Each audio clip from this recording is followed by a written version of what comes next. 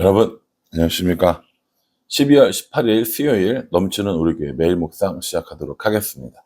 오늘 본문 말씀은 말라기 2장 17절부터 3장 12절까지 말씀입니다. 말라기를 계속 묵상하면서 한 해를 마무리하고 있습니다. 그런데 그 말라기가 우리에게 주는 교훈들을 곰곰이 살펴보면 앞에 이전에 있었던 이런 호세아나 아모스가 했던 이야기들과 굉장히 비슷합니다. 근데 문제는 뭐냐면 호세아와 아모스는 멸망당하기 이전이거든요. 포로로 끌려가기 이전이라고요. 그리고 말라기는 포로로 끌려갔다가 귀환한, 다시 돌아온 그 이후, 그것도 1, 2, 3차 포로가 다 끝나고 성전도 짓고 성벽도 지은 그 시점이라는 거죠. 근데 그때에도 이스라엘 백성들을 향한 하나님의 말씀은 여전히 똑같습니다. 그렇죠? 그래서 이스라엘 백성들에게 하나님께서 하시는 이야기도 똑같고, 또 이스라엘 백성이 하나님에게 이야기하는 내용도 똑같은 것을 볼 수 있다라는 것이죠. 들어도 듣지 못하고 깨우치지 못하는 이스라엘의 모습을 보게 됩니다. 호세아 때 했던 이야기, 아모스에 했던 이야기, 그리고 말라기 때 했던 이 이야기들을 다 종합해 보면 결국 하나님이 우리에게 하고 싶은 이야기가 뭔가 하나님께로 돌아오라는 거예요. 하나님과 함께 살자는 겁니다. 하나님과 함께 교통하자는 거예요. 근데 이스라엘 백성들은 그게 싫다는 거거든요. 왜 싫어요? 하나님 아니어도 다른 것만으로도 충분히 더 살 수 있을 것 같으니까. 하나님이 아니어도 능력대로 살 수 있을 것 같으니까 내내 그 얘기를 하는 겁니다. 이러한 이스라엘 백성들의 일에 대해서 하나님께서 뭐라고 말씀하시냐면 괴롭다라고 말씀하시는 오늘 본문입니다. 17절 말씀 한번 보겠습니다. 너희가 말로 여호와를 괴롭게 하고도 이르기를 우리가 어떻게 여호와를 괴롭혀 들었나이까 하는도다, 이렇게 얘기합니다. 하나님 앞에 하나님을 괴롭게 해드렸음에도 불구하고 뭘 괴롭게 했는지도 모른다는 거예요. 17절 그 후반절 계속 보면요, 이는 너희가 말하기를 모든 악을 행하는 자는 여호와의 눈에 좋게 보이며 그에게 기쁨이 된다 하여 또 말하기를 정의의 하나님이 어디 계시냐 함이니라 라고 이렇게 얘기합니다. 여러분, 하나님이 모든 악을 행하는 자가 하나님 앞에 좋게 보이고 기쁨이 됩니까? 아니죠. 전혀 하나님을 오해하고 있는 겁니다. 하나님이 뭘 기뻐하는지, 하나님이 뭘 싫어하는지 조차 모르는 이스라엘의 모습을 보게 되어진다라는 겁니다. 이렇게 이스라엘 백성들이 하나님이 어떤 걸 좋아하는지 싫어하는지도 모르는데 어떻게 하나님을 기쁘시게 하겠어요? 어떻게 하나님께 영광 돌리겠습니까? 오히려 자기들 마음대로 하는 모습을 보여주고 있는 것이죠. 정의의 하나님이 어디 계시냐라고 이렇게 이야기합니다. 정의의 하나님이 계시기 때문에 이스라엘을 심판했고요, 포로로 끌려가게 했고, 그럼에도 불구하고 다시 돌아오게 하셨음에도 불구하고 이스라엘 백성들은 오늘 정의의 하나님이 어디 있느냐라고 이야기하는 모습을 보게 됩니다.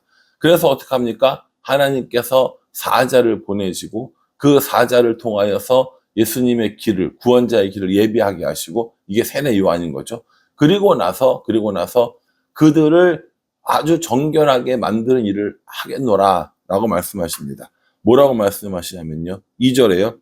그가 임하시는 날을 누가 능히 당하며 그가 나타나는 때에 누가 능히 서리요. 그는 금을 연단하는 자의 불과 표백하는 자의 잿물과 같을 것이라 라고 이렇게 말씀하십니다. 예수님께서 오심을 누가 준비했죠? 세례 요한이 준비했잖아요. 그 세례 요한이 올 것이라고 예언한 사람이 누굽니까? 그게 바로 말라기가 되는 겁니다.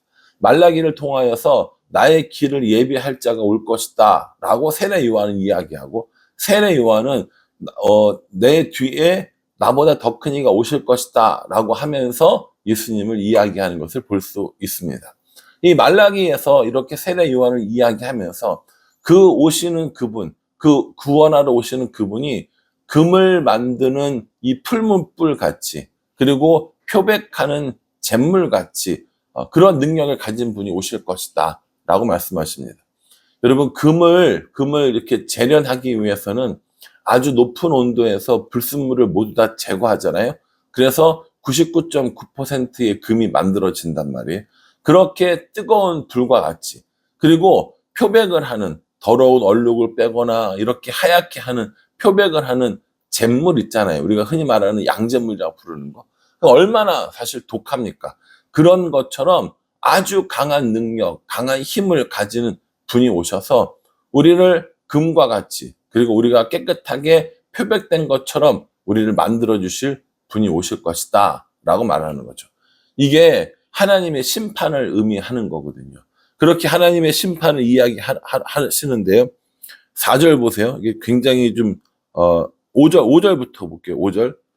내가 심판하러 너희에게 임할 것이라. 점치는 자에게와 간음하는 자에게와 거짓 맹세하는 자에게와 품꾼의 삭세 대하여 억울하게 하며 과부와 고아를 압제하며 나그네를 억울하게 하며 나를 경외하지 아니하는 자들에게 속히 증언하리라. 만군의 여호와가 말하였느니라 라고 말씀하시면서 분명히 심판하러 오실 것이다 라고 말씀해 주십니다.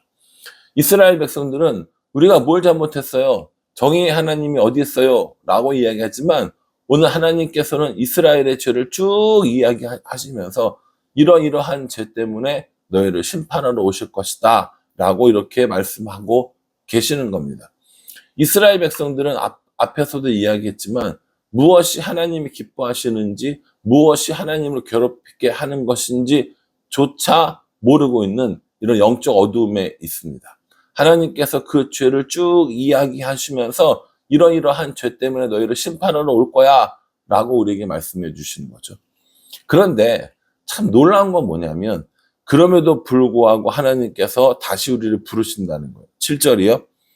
만군의 여호와가 이르노라. 너희 조상들의 날로부터 너희가 나의 규례를 떠나 지키지 아니하였도다.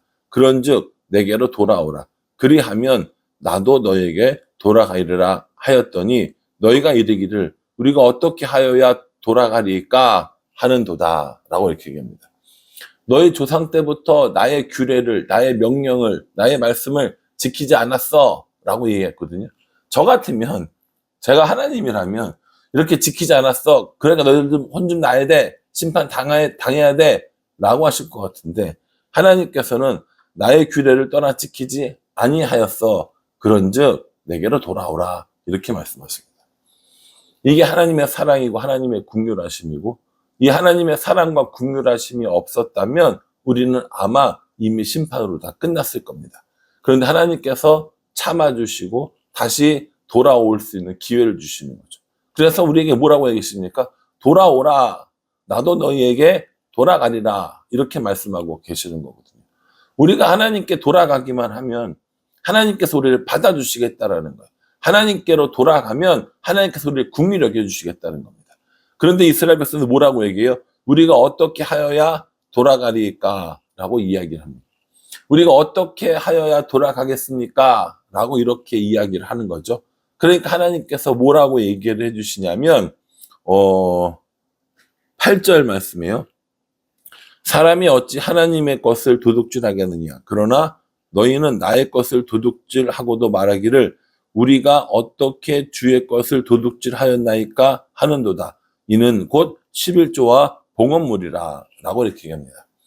하나님, 우리가 어떻게 하나님의 것을 도둑질하겠어요? 우리가 언제 하나님 것을 도둑질했어요? 라고 이야기하는데 하나님께서는 11조와 봉헌물을 드리는 것을 드리지 않는 이 행위가 하나님의 것을 도둑질하는 행위다 라고 이렇게 이야기합니다.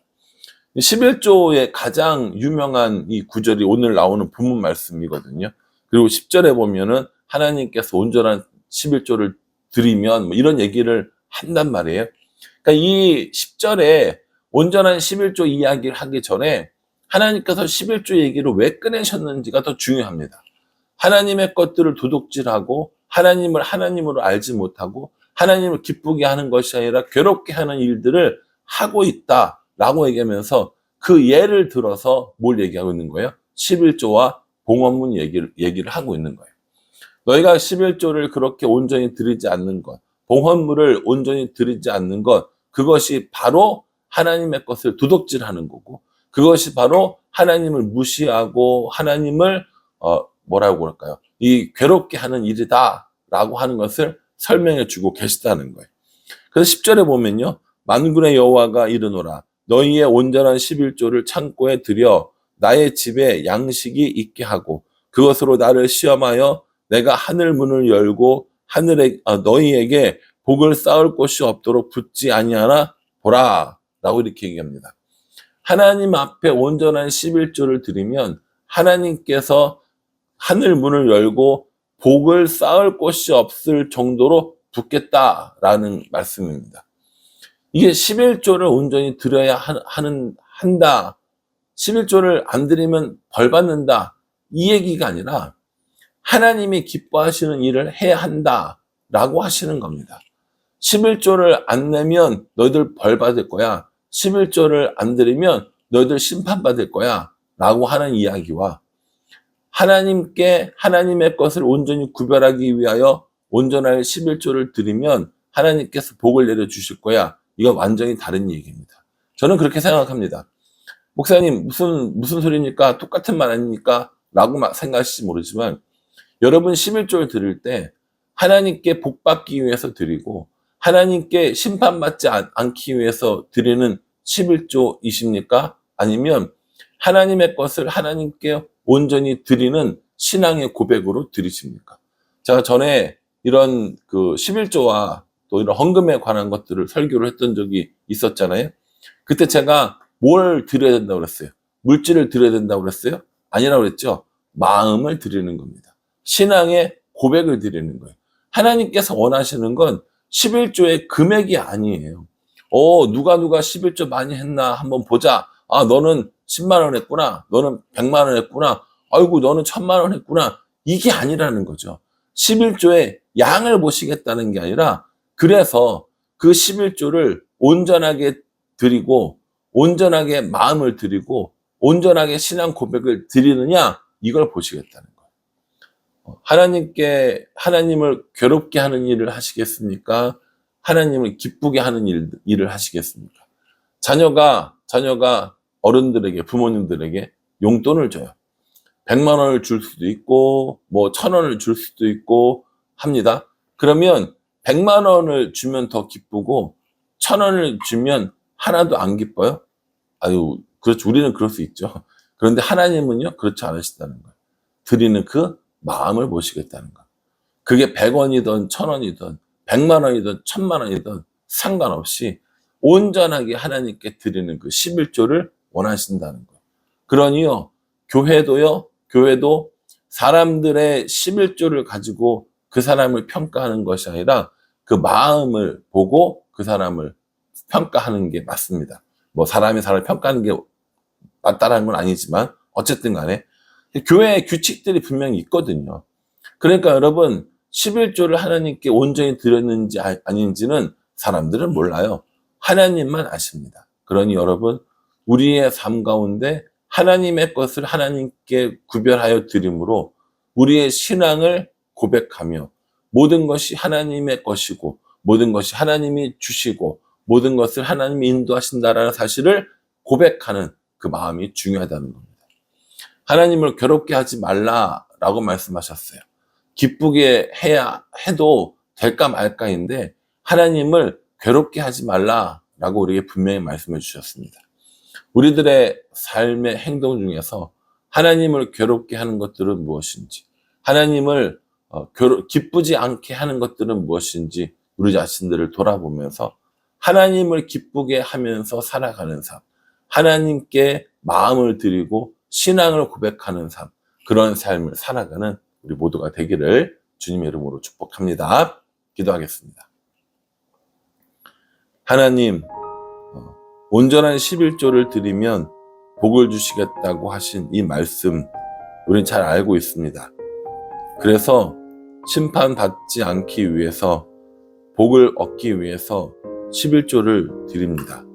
그런데 하나님, 오늘 본문 말씀을 곰곰이 생각해 보니 복을 받기 위해서가 아니라 마음을 드리기 위해서고 하나님을 괴롭게 하기 위해서가 아니라 하나님을 기쁘게 하기 위해서라는 사실을 깨닫게 됩니다.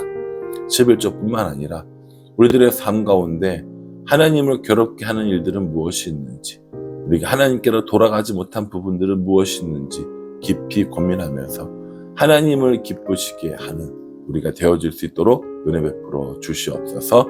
예수님의 이름으로 기도합니다. 아멘. 예, 오늘 우리가 묵상한 본문은 말라기에서 제일 유명한 본문이거든요. 근데 단순히 그 본문 그 구절 한 절만 볼 것이 아니라 전체 이야기를 보면서 하나님이 우리에게 뭘 원하시는지, 하나님이 우리에게 원하시는 건 11조가 아니라 마음이구나 라는 이 사실을 꼭 깨달을 수 있기를 간절한 마음으로 기도하겠습니다. 감사합니다.